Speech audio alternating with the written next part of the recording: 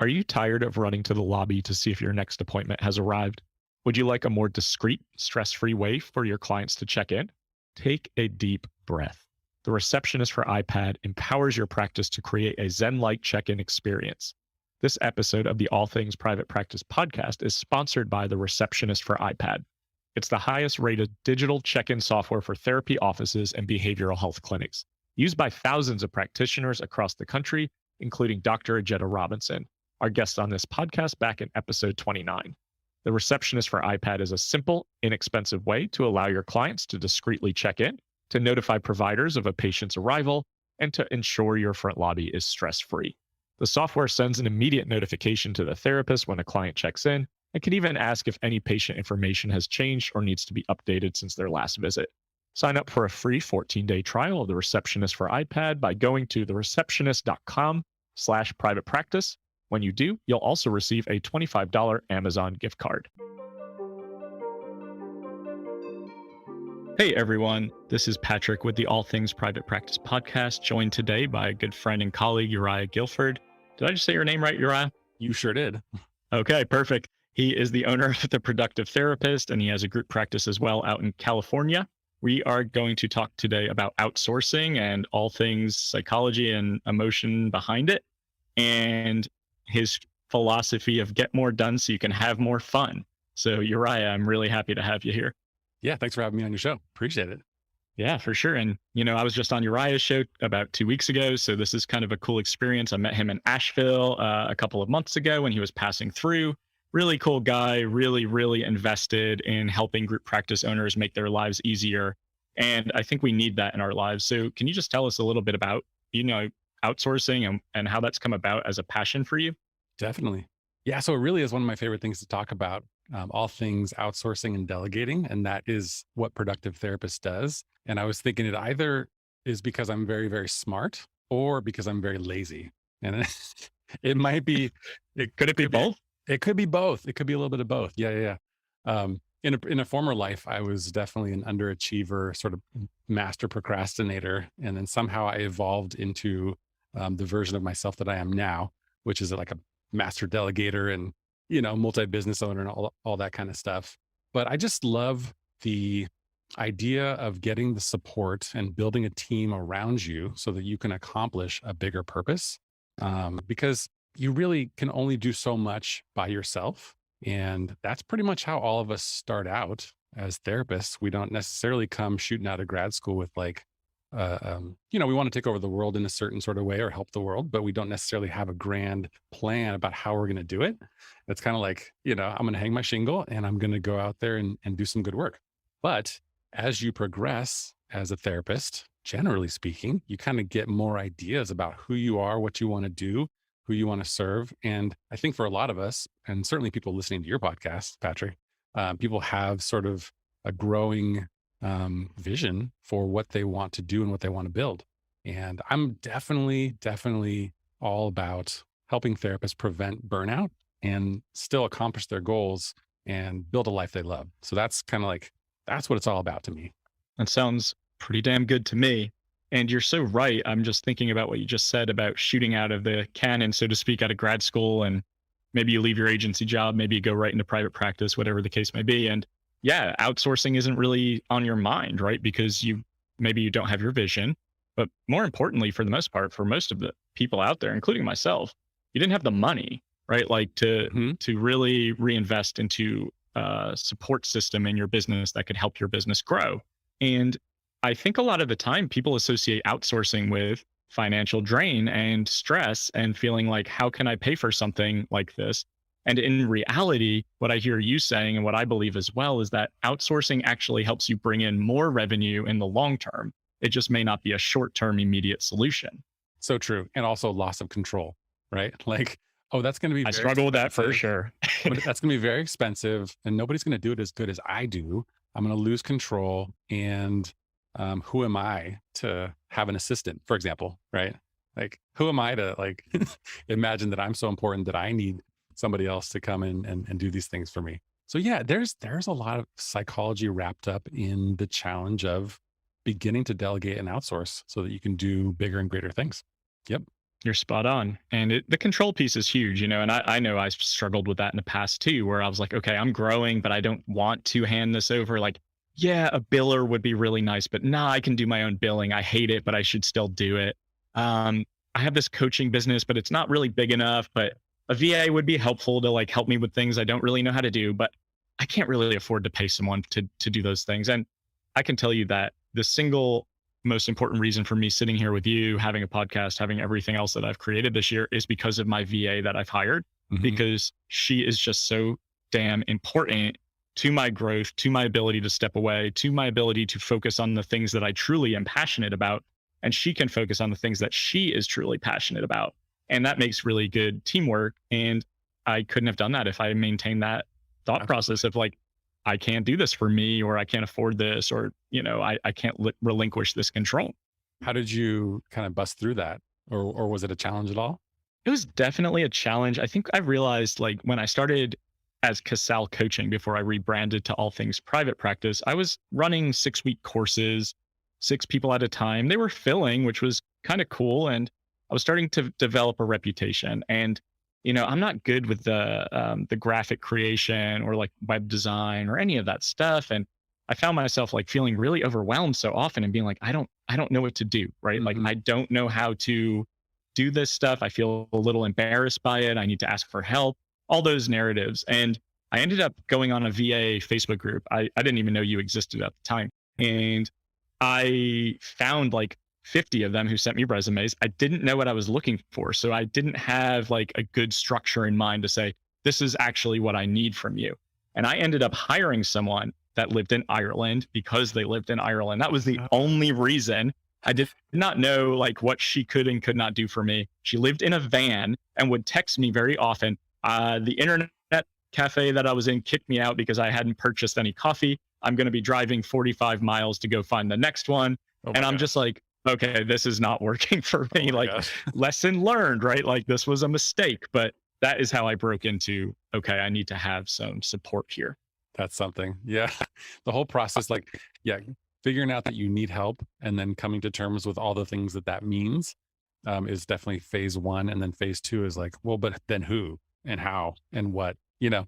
So I have some resources for people on those things, but I can tell you my first VA story if you want to hear it.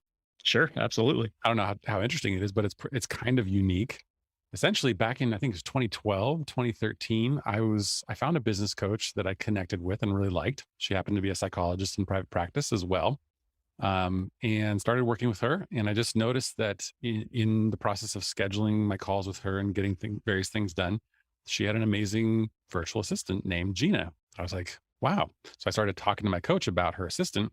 Turns out, my coach's coach owned a VA business, and Gina was the sister of the owner.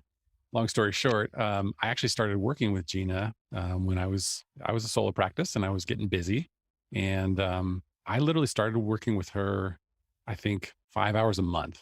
So it was very small amount. And some months it was only like 3 hours because I had I maybe get 8 referrals, 10 referrals, something like that. But she would handle all. She didn't do any calls or anything like that. I still handled those things, but she would set people up in simple practice. She would make sure that the forms got signed, and she would help me manage the referral log, all those kinds of things. So a very like minimal amount of time. And I ended up working with Gina for 5 years, which if anybody's listening to this and they've ever had an assistant or worked with anybody, like that's a long time to work with the same person and the same virtual assistant. She was just so good. But it's crazy. Back then, um, I paid $55 an hour for her services. Wow. Yeah. Wow. Yeah. That And feels high to some degree compared to what I hear about today in some regard. that's actually higher than what we charge a productive therapist. Yes. But the interesting thing was that they used a time tracking system, and every month I got a report of exactly what she did. She kept detailed notes by the minute, and they only tracked time to the minute, right? So I was like, 100% know that Gina's doing a really good job, and there's no waste. So it's worth what I'm paying. Um, so then through that process, I kind of became like a believer and sort of a mini evangelist. I tell my therapist friends, be like, hey, have you ever heard of a virtual assistant? They'd be like, no, what's that? I'll be like, let me tell you. So way before I even had the idea for productive therapist, I was like, hey, I got to tell my friends. I think it made me feel important too, if I'm being perfectly honest. Like, hey, I have an assistant, you It know? made your ego feel a little bit better too to be like, listen, I finally made it. Like I've got an Totally. assistant. I'm Yeah. handing things off to somebody. I didn't realize it then, but it did feel good. Like, oh, I'm doing things, you know, it's not completely ego, hopefully. Check myself there. But that was kind of the I start of the just from transformation. knowing you very like in limited amount of time, I don't see a lot of ego there. I see a lot of humility. So I do think it does feel good though to be like, Yeah. okay, I started a business, it's successful, and now I'm able to kind of grow it. And it feels scary, but I do think Mhm. that also is worth patting yourself on the back for as well. Definitely. It's evidence that you're doing something important and you're going somewhere, which is what we Yep, all hope to do, whatever that looks like. You know, whatever success looks like to absolutely. you, doesn't have to be having a virtual assistant, but maybe that's part of your story, part of your journey, right? Right. Yeah, absolutely. So you work with Gina for 5 years. I have been working with Kelsey, my VA, for almost 2 years. Mm, And you become really connected in a lot of ways because they're so involved in your life and your business. Like there's a lot of emotion in your business too when things are going well, when things are not going well, when you're trying something new. And they have a heart or a big part of that. And Kelsey does my podcast editing. She does my web design. She does my social media marketing. I don't know what I would do if she texted me today and was like, "Hey man, I'm quitting. So see you in 2 weeks," or like, "Here's my yeah. 2 weeks." You know what I mean? Like I would be screwed. And even right now, as we're sitting here, like my scheduler and admin for my group practice is sick. So she's like, "I'm taking the day off," and I just see the calls piling up, and I'm Mhm. like, "Oh, am I so grateful to have someone who does this on a routine, regular Yes. basis?" Yes. So true. I was just talking to my team on our meeting today about how to solve the problem for group practices when their in house person is on vacation or sick. So we might be putting together sort of a service for that, you know, for the couple weeks of a year that group practices need backup. Because, like, how do you do that? Basically, it's you, right? I mean, it falls on That's what I was you. going to say. It just Um, comes down to the owner, right? Because you're like, I'm not going to see our reputation get smeared through the mud or whatever because we're not answering phone calls and being responsive. yeah, But I'm also like, but I'm also doing 10 other things and I don't want to be doing that. exactly. No, you hit the nail on the head. So we might be going that direction. You have so many cool resources for therapists. And I really do believe that you buy into that, like your actual motto and your mission of really trying to make things easier for people. And how did that come about for you besides just seeing the results of having a VA at the time? Like, hmm how did this transform into a podcast and the productive therapist and everything else that's come along with it?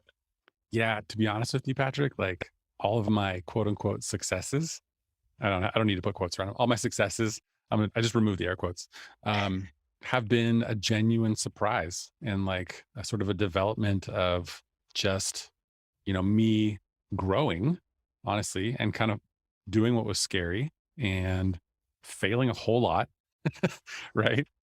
Failing a whole lot and just continuing to chase what seems to be working. So, and then also just finding out what I'm really good at.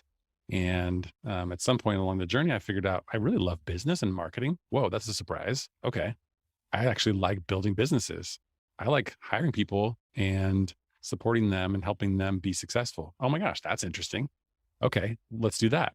And then back in 2017, I was in a mastermind group and had this idea. I was like, I'm going to start a blog because I've always been kind of a nerd, like I was in the comic books when I was a kid. And I don't know, I just nerd out about all kinds of random stuff. Like I could tell you what my hobbies are currently as a I middle-aged do see man. the Super Mario figurine or icon in on your chair in the Super background. So Mario, absolutely. Music, all kinds of things. So I was like, I'm just going to start a blog called Productive Therapist. And I'm going to talk about the software because I'm really super into software. And I'm going to talk about the software and the productivity tips that I've been using for a long time. And then I think, I've got an assistant that works for my group practice. I think I might actually start to contract them out to other therapists and do that kind of as a side thing. And my mastermind group was like, Uriah, that's the thing. You need to do that, not this blog or whatever it was, They're like virtual assistants. You should do that. So then it kind of developed from there. And I just sort of discovered, wow, I love collecting resources. I love helping other therapists succeed. I don't know. That just makes me really happy. That's really cool. And that's a cool thing about mastermind groups too, is to get different perspectives, when we are too close to something to see how it can be impactful in other ways. And that sounds like it created a lot of positivity and growth and creativity as well. And especially when you're stepping into something that you're like, I really enjoyed this. I didn't know this about myself and I really enjoyed this. And I think that's what we're all looking for as entrepreneurs. And we don't always find that because we're like chasing the shiny object, or we don't really know who we are. And we maybe are sometimes too afraid to even try. Hmm. Um, so that's very cool that this has all come from just putting the idea out there, and it was going to be a simple blog just to be supportive. And now, I mean, you help group practices hire VAs through your business, right? That are going to help them make sure that their systems work, that they're getting calls responded to and answered, all the things that come with having someone supporting the admin side of your practice. Yeah. We're working on sort of a new focus of being like your virtual team, you know, with with definitely a further emphasis on group practices. Definitely. But yeah, we handle phones. That was kind of like that developed sort of organically where I needed that help. I was ready to be done, responding to phone calls. And it just takes so much time, especially as you grow, when you start to get more and more referrals. When it gets to be 20 a month, 60 a month, 100 a month. I was talking to one of my coaching clients the other day who gets 350 referrals a month and has like a legitimate admin team. But even so, like the struggle is real, you know? So yeah, we handle phones and scheduling, all things related to that. And then a bunch of general admin tasks, all the things on the back end that we all need help with, chasing down, credit card changes in credit card payments, unpaid balances. We don't do full service insurance billing, but we'll do some billing and invoicing types of things. And then we also do some marketing, mostly social media. And we do some podcast editing actually, which has been pretty cool. Yeah. Nice. So I didn't know half of that. So that's really cool. Good. And all of that stuff, though, is set up to make your day a little bit easier. And I think that if we realize that outsourcing is about taking away the things that you don't enjoy doing, replacing them with things that you really do enjoy doing, that makes a significant difference, not only professionally, but more importantly, Hmm. personally. Hmm. And there is that fearfulness for a lot of people of, I don't understand the return on investment because it's not immediate and I don't really see the concrete number, right? It's like, I don't really know how this is going to benefit me. But if you can think about it, I always think about like, I hate mowing my lawn and that I'd rather like work an extra hour a week so that I can pay someone to mow my lawn. Um, that is real for me. I will do that until the day I die. And I think we have to start thinking about this stuff like that because I think so many of us as therapists just don't have business training, and it's really Right. hard to understanding reinvesting into the business, reinvesting into marketing, reinvesting into outsourcing, like to make sure that you can grow and you can Mhm. create space and energy and not recreate the agency job that you tried so hard to get away from. That's true. I'm sure you see this with your consulting clients, folks who build a successful practice. And then what they've really just put together for themselves is a very demanding, um, you know, dollars per hour job, right? Which they get more paid more per hour than they did at the agency. But sometimes their boss doesn't let them take vacation. You know what I mean? Wink, wink. Uh, I did it. and, it's not always the best setup. But you're 100% right that it's also a mindset shift too, because we can be stuck in that mindset of we don't have what we need. We're not, all kinds of other things too, but certainly sort of scarcity around money. We don't have what we need. We should just go ahead and keep doing all the things all the time. But if you spend a chunk of your time every day or every week doing things that you're genuinely not enjoying and you're genuinely not that great at, that is not the best use of your time. Not only are you not making money doing your QuickBooks, right? But it's just you're going to procrastinate on it because it's not like you don't wake up thinking like, oh, I can't wait to log into QuickBooks and reconcile my accounts today. No, that's never Nope. happened to me. You? That's why you hire a bookkeeper who I'm Yeah. actually meeting with mine in like 2 hours. And I'm really looking forward to handing that over and being like, please take care of all of it, right? Because this is the first time I've ever thought, oh shit, I really need a bookkeeper. Like I've got two very successful businesses. Uh huh. Spreadsheets and email folders, they don't work anymore. But think about this, therapist or any entrepreneur who's listening. If you charge $100 an hour, let's just use that as a round number. And the only thing you can do, right, is dollar for hour of your time. and you hate insurance billing, you hate calling the insurance companies, you hate dealing with the insurance claims, it just makes you so angry. If you can outsource that, that allows you to free up that hour or two a week to see more therapy clients if that's what you want to be doing, to ensure that you're making more money and also relieving yourself or absolving yourself from that headache and frustration of doing something that you absolutely hate. That's it right there. Yeah. Because there's some tasks that are genuinely like $10 to $20 an hour. Like anybody can do this. Just about anybody who's reasonably competent and's got a good head on their shoulders. And then there's maybe $50 to $75 tasks, which might be web design, probably accounting and QuickBooks, or I'm sorry, bookkeeping rather, maybe insurance billing even. And then there's things that are $100 tasks and up and above that. Although probably for most people listening to this podcast, the best use of your time is either providing direct services or strategic planning for growth. That would be my best guess, right? Certainly not answering the phone or doing insurance billing. I'll tell you that. Yeah, it's none of those things, right? It's like, yeah, you want to answer the phone, you want to be the face of the business and the initial point of contact, but do you need to be? And if you can remove that, I'm just thinking about how many phone calls my group practice gets now that we have a psychiatric provider. It's really, Yeah. it's very overwhelming. And I think that if I had to answer all of those calls or respond to all of those emails and texts, I would never be able to focus on anything else. And doing those things do not bring me joy. Mhm. They do not give me freedom and autonomy, which is why I got into being an entrepreneur in the first place. And they make me really irritable and worn down and frustrated. And that's not how I want to go through every day of my life. And also not what you want to give off to the person that's trying to get services too, right? I remember, Exactly. I remember actually the first time I fully handed off the intake sort of coordinator role was not to Gina, my virtual assistant. Actually, it was to somebody that I hired to work in my office. And I remember being nervous about it. And because I had done my own intakes or, consultation calls forever and ever, and genuinely thought like, I'm really good at this. I like talking to people. I sign up a high percentage of the people who call. And, but it got to be too much, like you said, and I didn't really want to do it anymore. And so I thought for sure I set my expectation that like the numbers are going to go down. There's no way that Keith could do as good as I've been doing as a trained therapist. Look at me. But guess what? He took over and the numbers actually went up. So he converted more of those callers to clients than I was able to. That doesn't always happen by any means, but I think it was because he was a friendly person, helpful and supportive, connecting them with the services they need, and also not a therapist. So that person on the phone couldn't work with him. Whereas when I'm talking to them, I could be persuaded to, right? Be like, well, I could probably squeeze you in over here. So he actually did better than me. And I was like, okay, that's it. Never doing that again.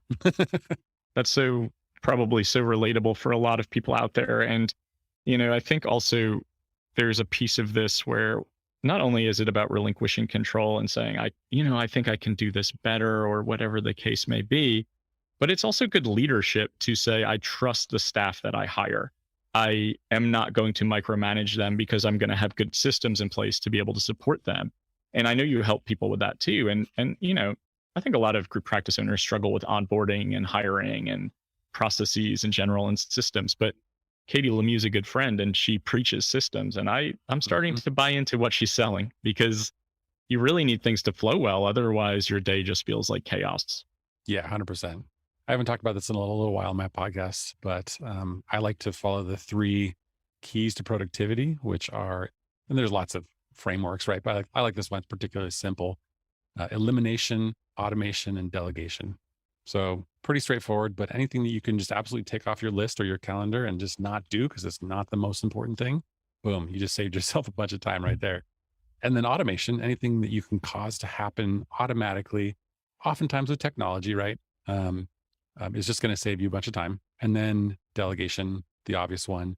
Who else besides you can do XYZ tasks? And if you follow all those 3 things, continually ask yourself, do I need to do this? And then ask yourself, can I automate this? Can I make this easier? And then lastly, like, who instead of me can do this? You're going to get closer and closer to your ideal schedule and your ideal life. It's great advice for anybody that's listening. So I think that is just so perfectly put. and what we're all striving for. It isn't to be busy all hours of the day and never be able to take time off, although I know a lot of us struggle with stepping away. And if you can just relinquish some of that, if you can just hand some of it off and you can make your life easier, right? Like you said, get more done so you can have more fun. Yeah, that's a great message. I really believe that. So, really wonderful stuff, man. And you're doing incredible things for the community at large, and everything you're always putting like, hey, I'm going to demo this software. I'll let everyone know what I think about it. I think that's really important. Not only is it your branding, but it's like people respect the fact that you are willing to give pretty honest advice and help them, with their processes or things that they don't necessarily enjoy doing. Yeah, it's fun for me. I can't stop myself. Well, if that's your hobby and you enjoy it, more power to you, right? Because that's what this is all about. So For sure. at the end of the day, I hope everyone listening can just kind of, if you can't financially afford it now, that's okay. I couldn't either when I first started, and most people can't. Hmm. But once you start making some money, think about where you're going to reinvest it into your business, because you have to treat your business like a business in order for it to be sustainable and kind of run like a well-oiled machine in a lot of ways, and to preserve your energy and longevity in the career, which is not an easy one. And I think that's really important for everyone to kind of try to absorb and listen to a little bit and see if there are things that you can hand off, if there are things you can automate, if there are people in your world that you trust to be able to do some of the tasks that you maybe do well, but do not want to do. I just thought of a phrase that I'm going to have to popularize. I saw Delegating. you writing while Yeah, yeah. Delegating is self-care. How about that? Right? I like that. I like Isn't it that a though? lot. Like Yeah. last Wednesday, I didn't really hardly work at all. I was hiking and I took myself out to lunch to a Swedish restaurant, and I walked around downtown of a local area, and I like maybe worked 2 hours, but I made zero less income because my team was working at the time. I don't know if that sounds like bragging, but I was like, this feels like winning to Brag me. on yourself, man. That That's is good. a Feels like, testament to success, right? yeah, You've worked yeah, really hard. yeah. And isn't that the goal, to like step away and still be making income and still be helping and providing services? And Hmm. ultimately, at the end of the day, it's like, I've worked really hard to get to where I'm at. I don't want to grind every day. Like, Yeah. I've done that. I've done that for years. And I don't think that's sustainable. I don't think it's possible to shoulder the load, so to speak, as you get busier and busier as one human being Hmm. in either a solo practice or one human being starting a group practice. I think you need help in one capacity or another. So I'm glad you took yourself out for lunch, and I'm glad you were able to hike. And Yeah. you should be able to feel really proud about that. Yeah. The same way you did when you hired Gina 5 years or initially into your career. So it's just one of those things that I think we should try really hard to embrace. And I appreciate you being one of the forces in the industry who's really kind of always promoting that concept and that idea. Yeah. Thanks for saying that. I have a couple resources to share if you don't mind. I don't mind at all. I think everyone would greatly benefit, including myself. Cool. Yeah. So one of the things we've realized is that not everybody, well, number one, we can't work with every therapist in the United States. And some folks are going to prefer to hire somebody other than a virtual assistant company. So we put together a couple of resources. One is free. It's called Hiring Your Assistant. It's a pretty simple course. It's not too long. And that teaches you kind of a lot of the things you need to know about how to recruit, hire, and onboard an assistant. And that works for virtual folks or people that are in your area. So that's a free resource. And I'll give you the link and you can put that in the show notes. And then on top of that, if people want this kind of support, so let's say you're a group practice and you hire an intake coordinator to work for you, and you want to train them. So we created a training and support program called Therapy Intake Pro, which is, what we actually use in-house to train our folks. And it's really quite comprehensive. I'm very, very proud of it. And so for a small amount of money per month, for, however long you need that, you can provide training for your intake person, and have that done by some experts. So those are a couple of resources. Tell us a little bit more. You're being very humble right now. What else do you have out there in the world that people can find? So I have an accountability program called Focus Club that opens 4 times a year, and that's a lot of fun. And that's really just helping people make progress on their big goals. We're running a Dream Big challenge this month. That's all about like imagining what your life could be if you could accomplish your goals. So that's pretty fun. And I haven't told you this yet, but I'm writing a book this year. Oh, Yeah. nice. Okay. Yeah. It- And I'm announcing it on your podcast. How about that? And this can be an accountability measure right here. oh yeah, for sure. So the book is called Productive Therapists. No surprise there. With a subtitle, 10 Tips to Be Wildly Successful and Ridiculously Happy. And one of the things I'm doing is I'm crowdsourcing the content for this book. So I'm collecting wisdom and advice and tips and artwork and songs and all kinds of things from people all over the country to put together as a source of encouragement and inspiration for therapists. So I want you to be in the book, and it's going to be fun. And I'm also going to be donating 100% of the profits to ending youth homelessness. That's my Love one it. of my current big projects. Wow. That's huge. And that's such a beautiful gesture too. Um, I hope everyone can take advantage of all of these resources. And you also have a podcast. I mean, you're not even naming some of the things that you're doing. Like, you know, I'll brag on Uriah, one of the really good ones in the industry. I think we can come across people sometimes where you question motives, and I don't think you're one of those people at all. And I think that everyone that meets you feels that way. So, um, all of Uriah's information will be in the show notes so that you can access his content, access his services, kind of check out what he's doing out in the therapy, group practice, and entrepreneurial world. And I've really enjoyed having you on here today and just getting to connect with you multiple times in the last couple months and becoming friends. It's really been a pleasure. Yeah. Likewise. Thank you. And for everyone listening at home, you can find more of me at allthingspractice.com. Retreats, coaching courses, podcast episodes, and individual coaching.